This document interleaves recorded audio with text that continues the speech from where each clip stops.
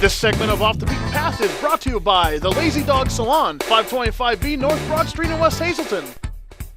Welcome back to Off the Beaten Paths. Look back at our first season. Now, usually toward the end of the season, it's very popular to kill off one of the characters, Jeff. Yes. And everyone's been asking, where's Brian Bromley? We didn't kill him off. He's fine. Brian's all right. He's alive and well, but he's in the western part of the state right now. Yes, he is. There's a lot of unique things there as well, including Brian Bromley. Now, being in a new city, a new environment, not sure where everything is, I figured the best way to figure it all out was to go on a tour. So I found Just Ducky Tours. And that's a tour that actually takes you through the city and onto the water.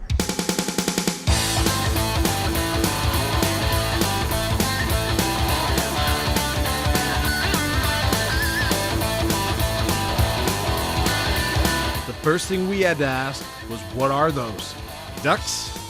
We asked Laura LaMonica, the marketing and operations director of Just Ducky Tours, to fill us in on some details.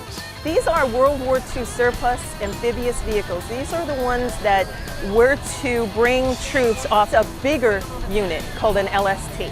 LSTs were the grandfather of these things, meaning they were 10 times the size. They would carry multiple vehicles like this for beach landings.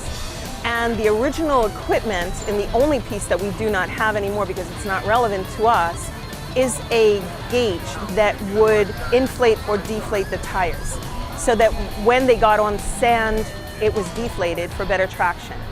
On harder road surfaces, it would inflate. So that's the only thing that isn't original. I mean, of course, we've modified them for people rather than, Army and that kind of equipment. But all the original stuff is still there. I know what you're thinking. That explains where they came from and what they were originally used for. But why are they called ducks? Because they certainly don't look like a duck.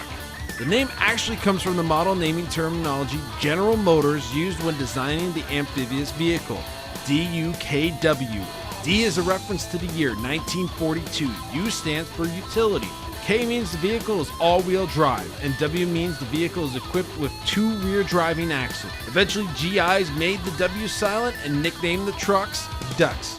So how did these 6-wheel drive amphibious trucks come to be in the burg? Well, I always joke around when asked that question, and I say it was, like the lottery. It was like a duck in a dream.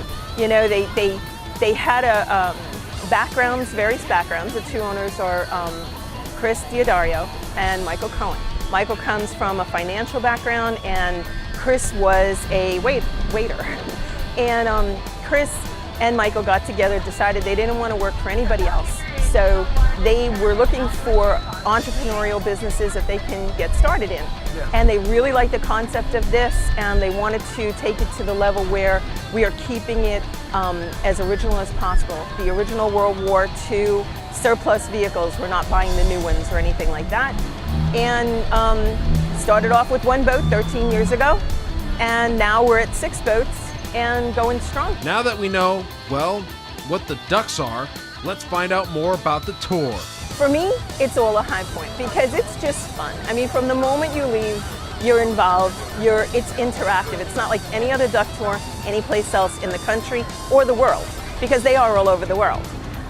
What we do is, our secret to success, I believe, is totally engaging everyone who comes on in an interactive experience. We're not talking at you, we're talking with you, we're encouraging you to respond.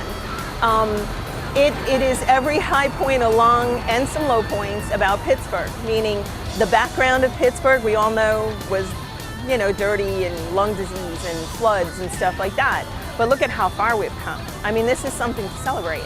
And so it is just a high-pointed celebration of not the negatives, but look where we're at now. And one thing unique about the tour is, well, you can quack at people. I got to talk about the quacking. What's with the quacking? The quacking, it's funny because I always said that the fun part about this job is that people who you would never expect, they're walking along, business suit, this, that, they'll look up and they'll just go, hey, quack, quack, quack. It's just their way of interacting with us and us with them and reaching out past the confines of a tour. Oh, and something Just Ducky Tours forgets to tell you as you pull out of Station Square, The captain gets a break once the duck is in the water. When you put the kids in charge of the boat, what's the usual response? Well, it depends on the age. Some of them, I can't believe I'm driving the boat, and they're all excited. And others, they're all excited about it. And others, they just want to turn the wheel as hard and as far as they can, one way or the other.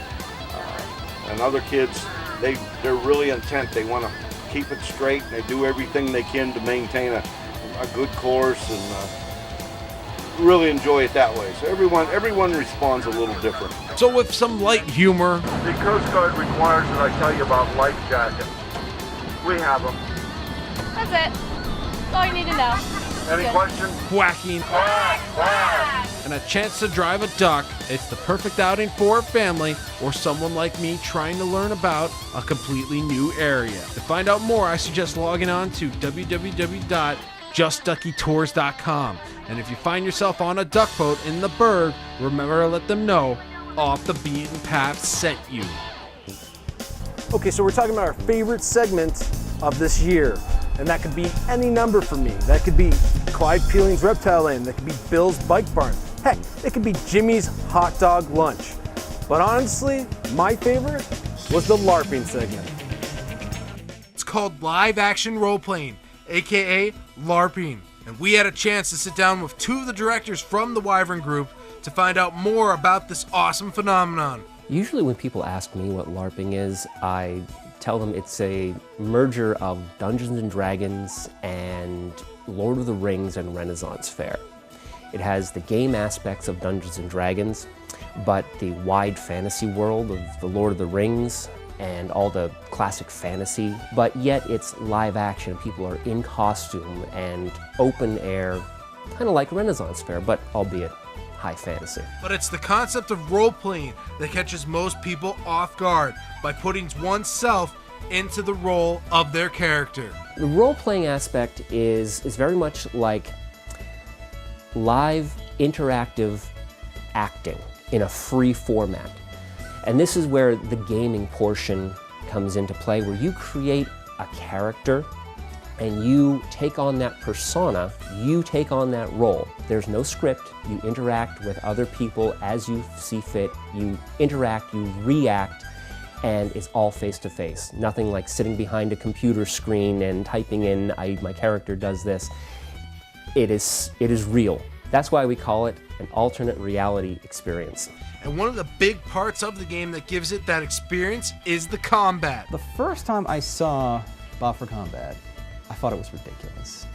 I mean, when you look at it from an outsider's perspective, you see this foam stick that does not resemble an actual medieval weapon being swung at a monster that usually is wearing a tabard and a mask, and your mind goes, but then you go and you do it. Or, you fight somebody. And when you actually do it, it's fun. I mean, it's like when you're a kid, I mean, you kind of just get in the mentality of that game and you forget everything else. If you're interested in finding out more, I suggest going online to www.wyvernrising.org. And hey, remember, the first event is free, so try it. And remember to let them know Off the Beaten Path sent you.